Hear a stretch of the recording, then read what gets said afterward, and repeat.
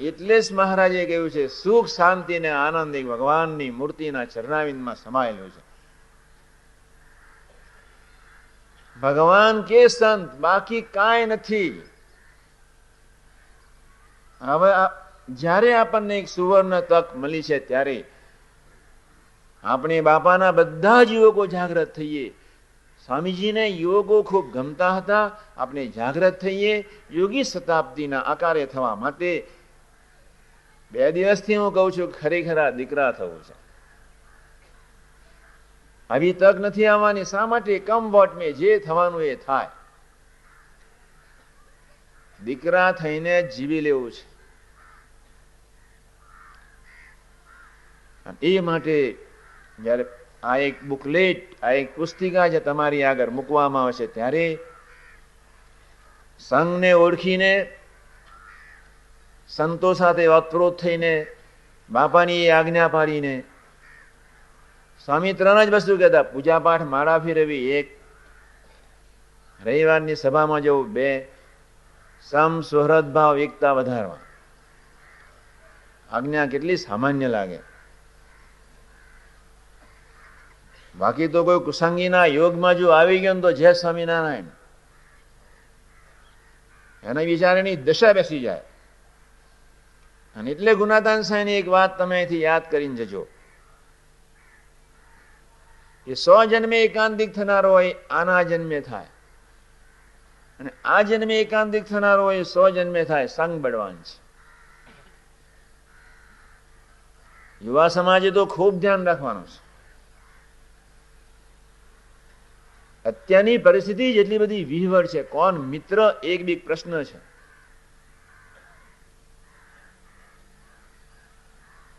બધા જ પ્રશ્ન છે. અમારા સાધુથી બોલાય નહીં. મુંબઈમાં હમણાં હું ગયો હતો 15, 20, 25 દિવસ પહેલા. મારા વાસુભાઈ એક શિવસેનાના ખૂબ સારા સચોટ એક પવિત્ર કાર્યકર્તા છે. અમે બધા બેઠા હતા. આજે મુંબઈની ધરતી ઉપર દર 100 કુટુંબે 90 કુટુંબમાં ઝઘડા છે.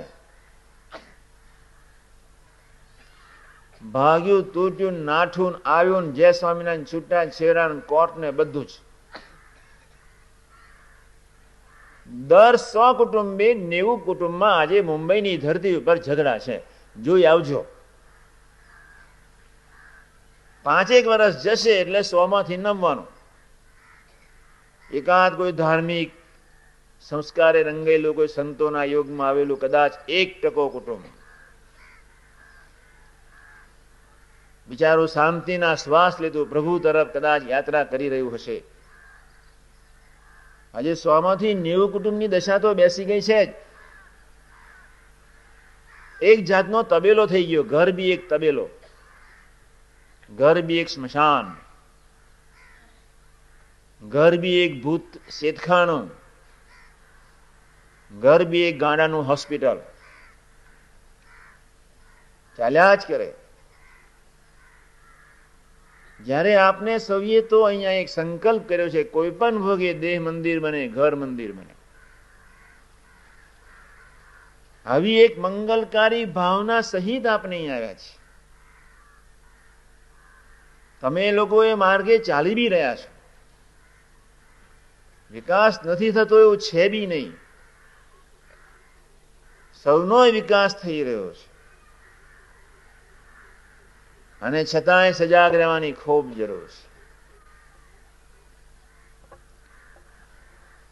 તમારા સંસારિક સ્વધર્મનો લોપ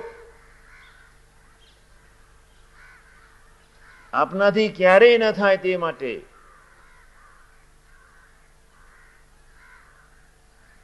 લોયાના 14-13 વચનામમાં પ્રભુએ હદ કરી નાખી છે. જેનું મન 24 કલાક ભગવાનની મૂર્તિમાં અખંડ રહેતું હોય એ વ્યક્તિને જ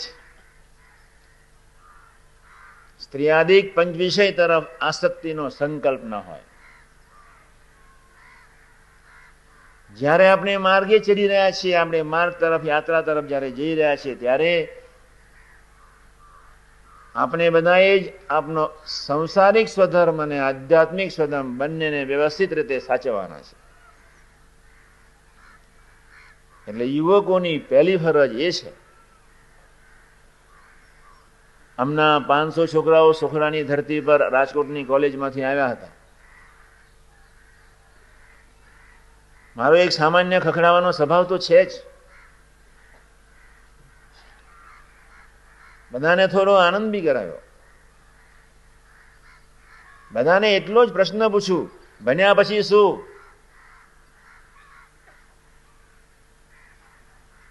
તમે કહી શકવાના છો કે તમે તમારી જાતે સુખી થવાના છો આવા બર્નિંગ, આવા એક ભયંકર, જ્યાં એક દાવાનળ છે, જ્યાં એક દુષ્કાળ છે, જ્યાં એક ધમાલ છે, જ્યાં એક વિસંવાદિતતા છે, બધી જ રીતે ઉધાર,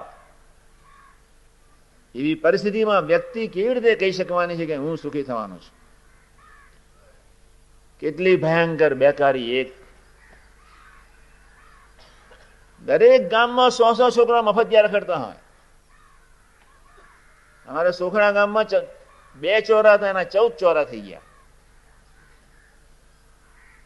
ચોરા 2 જ હતા, 14 થઈ ગયા. ચોરા ઉપર બેસે કોણ? જેને દિલ્હી જવું હોય એ બેસે કોણ ત્યાં? નવરાજ માણસો. આવી એક વિચિત્ર પરિસ્થિતિમાં હરિભક્તોને ખાસ કહું છું, ખૂબ ધ્યાન રાખે. મેં પરમ દિવસે બી વાત કરી હતી કે ભગવાન અને સંતોના યોગમાં આવ્યા પછી આપની જવાબદારી ખૂબ વધે છે. મદ્રાસની ચોપાટી ઉપર માછીમારોના જ બંગલા છે. એ લોકોની કોઈ જવાબદારી છે જ નહીં. પ્રભુએ સુખ આપ્યું છે, ઇમ્પાલા ગાડીઓ આપી છે, જય સ્વામિનારાયણ મરીને 184 એમના માટે ઊભી રાખી જ છે. ભગવાનને કોણ છેતરવાનો છે? પ્રેસિડેન્ટ કેનેડી હોય કે આઇઝન હોવર હોય કે ઇબ્રાહિમ લિંકન હોય કે બધા જ અદ્દલ ન્યાય છે. જ્યાં નાખી દેશે 184 ફર્યા જ કર કરોડો વર્ષ સુધી.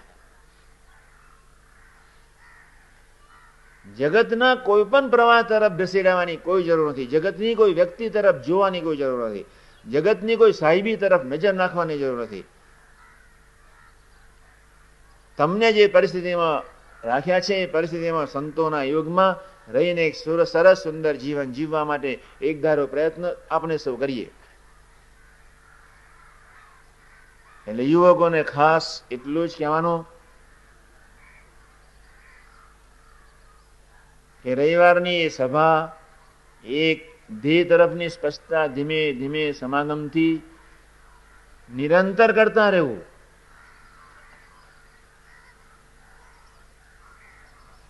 સ્વામીજી એક બીજી વાત કરતા.